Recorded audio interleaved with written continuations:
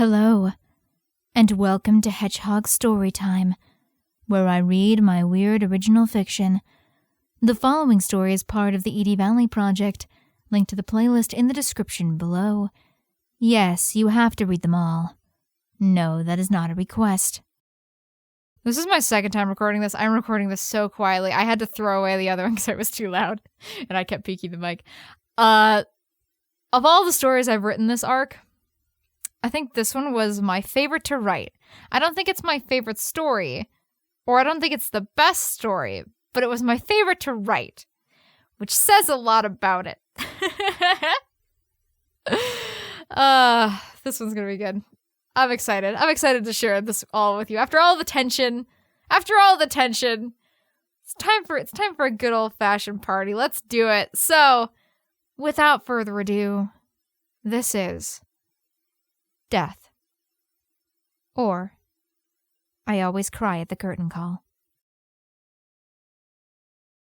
It was the most anticipated event that Discord had had in a very long time, and opinions were highly divided on what exactly to think about the whole affair. Some said good riddance that the imposter had been found out and was going to hang. Some said that Kay was a lying bitch and had probably set the whole damn thing up herself. Some were just upset that the slamming parties were going to end. Regardless of the opinion, however, everybody had one. Beyond all that, they all just loved a good hanging, and there hadn't been one of those in Discord for forever. Needless to say, the whole city tried to show up to the execution of Douglas Bailey. Not even remotely everyone fit in the plaza, but they damn well tried. A lucky few managed to get a view. Cindy stared up at that stage with hair-trigger alertness, ready to ignore Jack's advice and intervene at any moment. Tommy was only filled with dread as he was confronted by the gallows, and the fact that there was nothing he could do to stop his friend from committing the irredeemable. Nico surprised the other two with just how calm he was. He still hadn't told them that it was already far too late. At the edge of the crowd, a wolf skulked in an alley, while far above him the harsh glow of a monitor could be seen through a dusty windowpane. Kay just wanted this all to be over so she could shove these stupid little feelings in a box somewhere and get on with the new life she had made for herself. It didn't help matters that Doug was, of all things, sulking. He'd barely said a word to her since she and her enforcers had pulled him from the labyrinth this morning. She didn't know why that ticked her off so much, and she was pissed because she knew that was exactly what he wanted. As the clock tower rang out its mournful tones, indicating that the hour had arrived, the crowd gradually fell silent. Kay kept them waiting for a minute, to build some tension, but finally emerged onto the stage. Her heels sent stabbing echoes through the silent plaza as they met the rough wood platform. Doug was dragged out behind her by one of Malachi's former goons. Even if he wasn't a demon, his hands were bound in cold iron, as was customary in Discord. Kay hoped it would illustrate her dedication to the true ways of the city. Normally, there would be a hangman going through with the actual execution, but that was another tactic Kay had chosen specifically. She would do it herself, and if anyone fucked with her, she would do the same to them.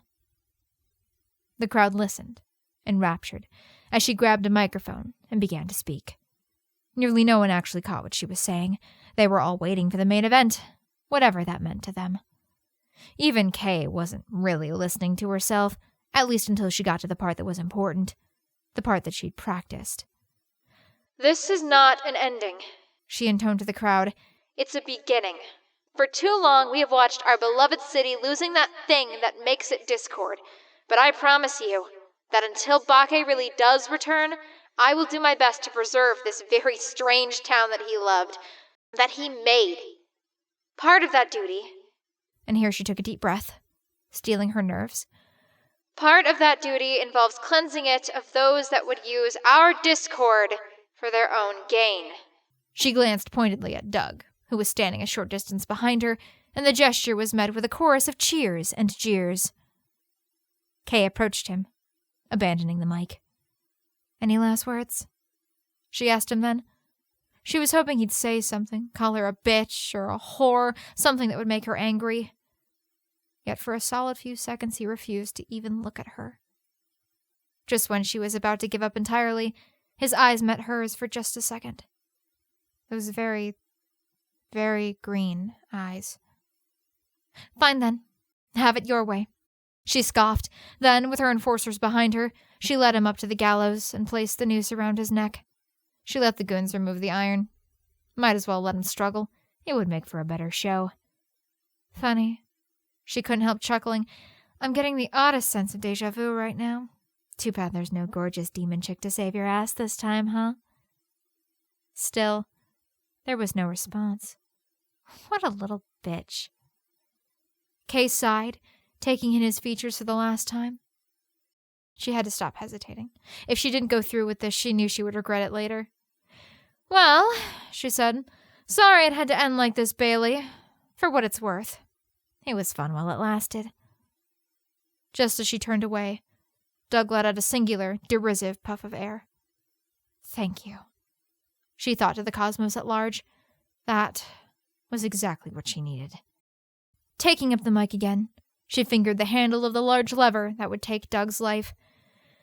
Ladies and gentlemen, she called out to her people. Our new beginning starts now. And before she could stop herself, she pulled. Kay refused to turn around, but the crowd couldn't take their eyes off of the spectacle. Cindy tensed, and Nico grabbed her arm. Tommy was the only other person not looking. Instead, he stared at the ground, repeatedly clenching his fists and trying not to lose his lunch. A few other people in the crowd were looking a little green as well. Doug gagged miserably, foam bubbling from his mouth. His legs twitched desperately against the empty air. The drop had probably broken his neck, but he still struggled for life for a solid minute, his fingers clawing at the rope, leaving him dangling. The noise from the crowd at first was cacophonous, but as Doug's struggle first slowed and then stopped, with one final twitch of his extremities, so too did their voices. For what felt like a very long time, the tea party was quiet, all eyes set firmly on Doug's body, swinging gently back and forth. All except Kay, whose eyes were closed. She stayed put for as long as she could, before grabbing the mic once again and taking a deep breath inward. Not that she actually got any words out, because before she had a chance, the corpse started giggling.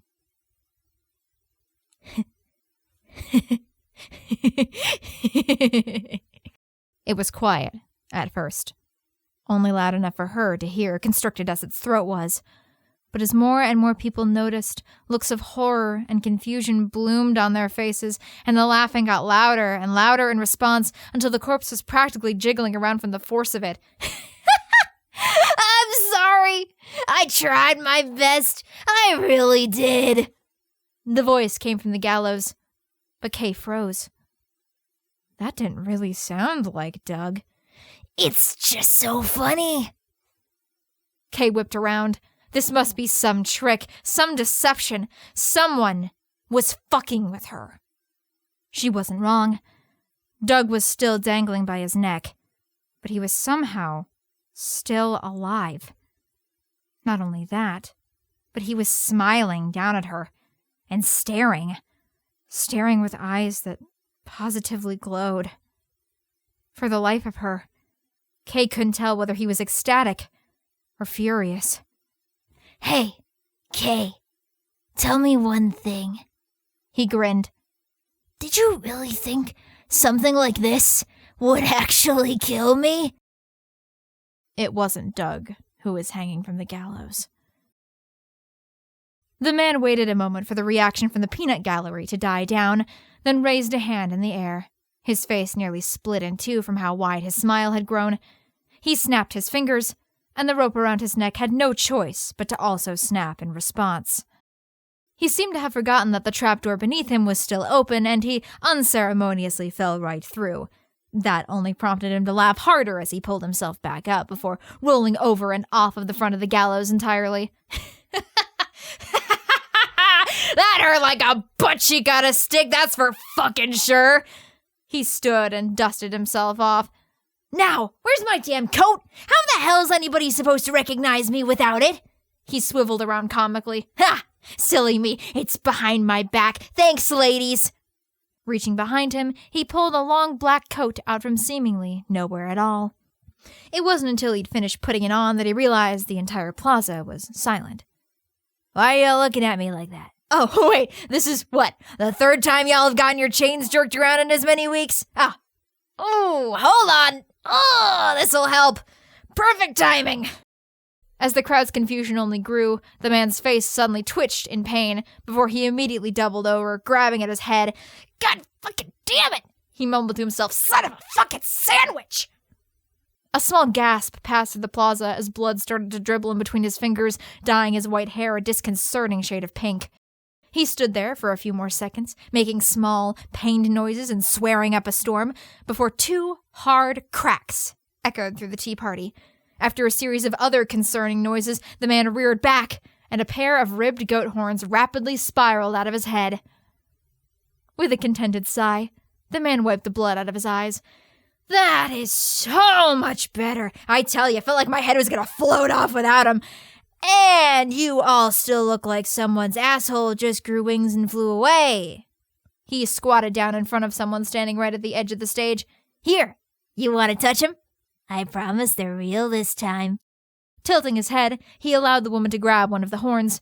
She hesitantly obliged, then, feeling how solid it was, she gave it a firm yank, nearly dragging the man off the stage entirely. Ow, they're still sensitive! Jesus Christ, you've got a firm grip. He stood, chuckling. Call me. The woman nearly fainted.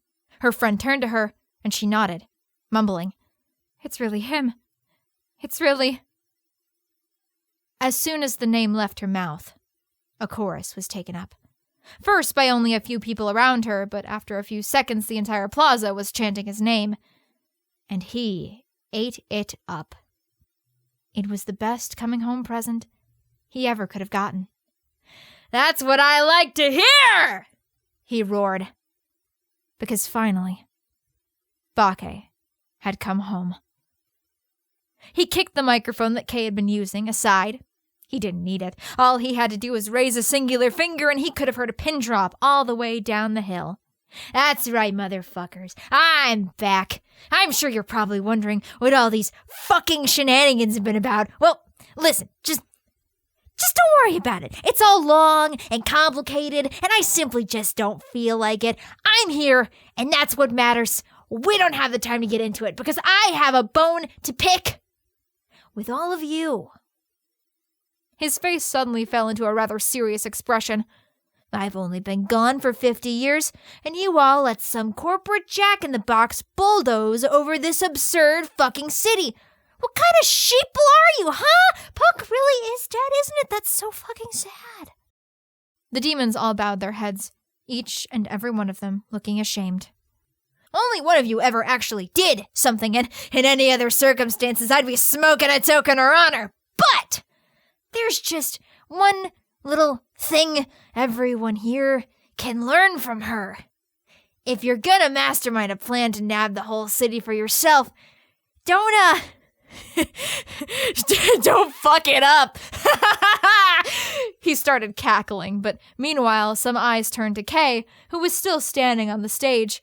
To the crowd, it looked like she had been frozen in fear this entire time. The truth was, if she could have, she would have run ages ago. But some invisible force, was keeping her in place, keeping her arms pinned at her sides. It felt as if clammy, icy cold hands were holding her there, though she couldn't see anything. That being said, she did fuck it up. Bake eventually recovered enough to speak again, so that leaves it my disappointing duty to clean up the mess. He shot her a look then, and Kay knew she was screwed. But I'm just one guy, so I think it might be time to call in the cavalry. Hey, Jack! He craned his neck, glancing into the crowd. Good buddy, where are you at? Come give me a hand. It didn't take long to get a response. His movement through the crowd could be easily tracked, considering that anyone who came into contact with him tried desperately to get away. As soon as he arrived at the front of the crowd, a grin nearly as wide as Bake's plastered across his face, the aforementioned reached his left hand down to him and pulled Jack up onto the stage. After a good, firm handshake and a pat on the back, the two turned back to Kay.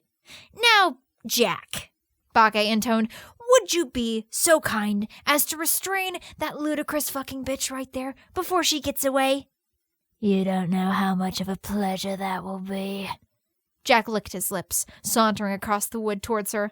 Don't touch me, she squirmed, but Jack was already behind her, pinning her arms to her back.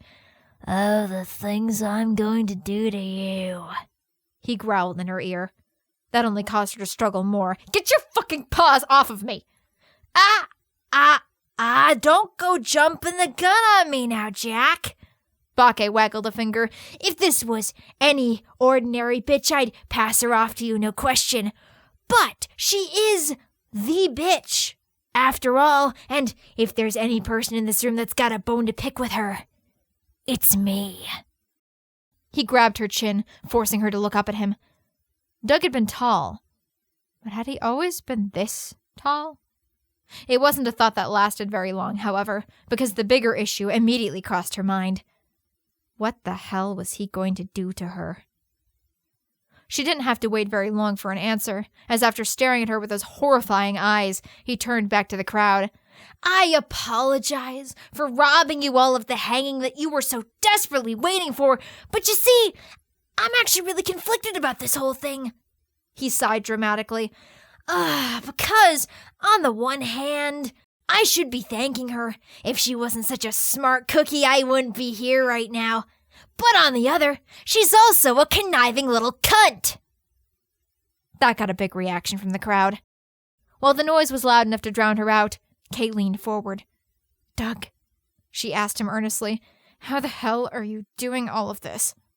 Behind her, Jack chuckled, but logically, this man in front of her, who had effortlessly convinced the crowd that he really was their long-lost monarch, had to be Doug. There was no other possibility, really. But at the mention of that name, the affably shark-like expression fell off of his face. For just a second, he looked genuinely angry. I gotta tell you, Kay, I'm actually impressed. You pulled off your little plan flawlessly. Maybe a little too flawlessly. Doug's dead. Just like you wanted. It was with pained satisfaction that he saw a split second of remorse pass over her features. Yet before either of them could say anything more, the crowd's caterwauling died down, and he turned away from her. You know what? He asked them. I'm in a great mood, and death's too good for her anyway, so I say, let's give her a chance. Plus, the irony's too good to pass up. This bitch is going in the labyrinth! Her eyes widened. This morning, the labyrinth had been quiet and dead. But if this man grinning down at her was really, truly the real deal, by the time she got down there, it certainly wouldn't be. 'Cause unlike the rest of these chuckle fucks, I believe in you, Kay. I think you'll be able to make it out without going completely insane. But just know, now he leaned in close, that when you do make it out, you better get out of my city as fast as you fucking can. Because if I ever see you again, I'll hunt you down like a goddamn dog. And hey, who knows? If I'm still in a good mood, it might even be in the sexy way. Fuck you, she spat. No, don't be silly. He shook his head. That part comes after I catch you. She looked like she wanted to say about 5 different things at once, but none of them made it out before Bake started laughing again. Now, Jack, get this bitch off my stage. She's ruining the fucking mood. Jack grinned devilishly, but before he went anywhere, he turned back to Bake. It's good to have you back, mate. Thanks for keeping the lights on while I've been gone. Bake grinned back, giving him a smug 2-finger salute. Turning back to Kay, Jack gripped her wrists far tighter than was necessary. All right then, whore. Let's get you on your way to hell. I'll be back, you know. She ignored Jack entirely and stared at Bake. Jack made to get her moving, but Bake held up a hand, and he stopped. Threaten me all you want. I'll find my way out of your little fucking maze, and when I do, you and this entire fucking city and causality itself is going to regret the day it tried to fuck with me. Hunt me down all you want if you think it's going to stop me. She wasn't sure how he would react, but in hindsight, she should have guessed. It started low and quiet, But after a few seconds, Bake was laughing so hard that he was shaking.